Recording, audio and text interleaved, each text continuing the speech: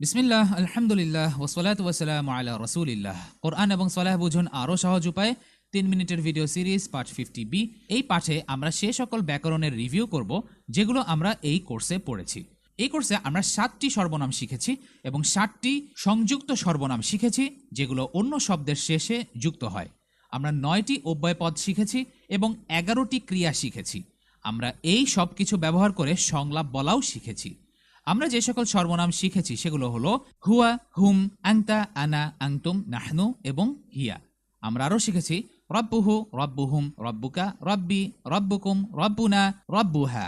আমরা শিখেছি কিভাবে বহুবচন বানাতে হয়, যেমন মুসলিম এর বহুবচন হলো মুসলিমুন, মুসলিমিন। আমরা স্ত্রীবাচক শব্দ শিখেছি, যেমন হিয়া, রব্বুহা, মুসলিমাহ।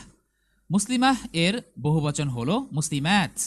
আমরা ৯টি অব্যয়পদ শিখেছি লা অথবা লি দিয়ে শুরু করে, যেটার অর্থ হলো জন্য, মিন হতে থেকে, আন সম্বন্ধে, ব্যাপারে, প্রতি, বি সাথে, দ্বারা, ফি মধ্যে, ভিতরে, আলা উপরে, ইলা দিকে, নিকটে, ইনদা কাছে, সাথে, মা সাথে।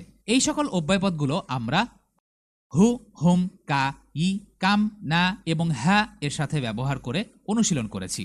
আমরা সকল ধরনের ক্রিয়া শিখেছি ফেল মাদি থেকে শুরু করে, যেটা হলো ফাআলা, ফাআলু, ফাআলতা, ফাআলতু, ফাআলতুম, ফাআলনা।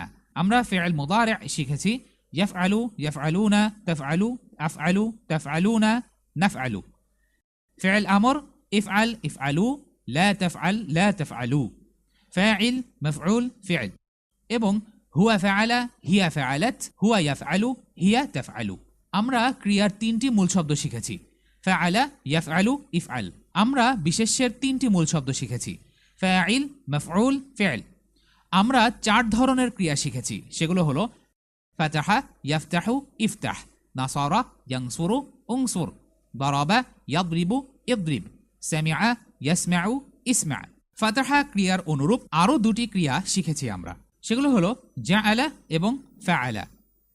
নাসারা ক্রিয়ার অনুরূপ আরও যে ক্রিয়াগুলো আমরা শিখেছি সেগুলো হলো আবাদা, যাকারা এবং খলাক। সামিআ ক্রিয়ার অনুরূপ আরও ২টি ক্রিয়া আমরা শিখেছি, সেগুলো হলো আলিমা এবং আমিলা।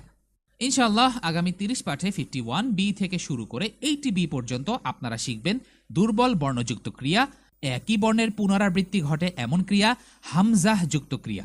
এ সকল ক্রিয়া কোরআনের প্রতি লাইনে প্রায় একবার করে এসেছে। আপনারা অতিরিক্ত বর্ণযুক্ত ক্রিয়াও শিখবেন, যেগুলো কোরআনের প্রতি লাইনে প্রায় একবার করে এসেছে। ব্যাকরণের সাথে আমাদের যাত্রা চলমান থাকবে ইনশাআল্লাহ। আমরা সূরা বাকারাও শুরু করব।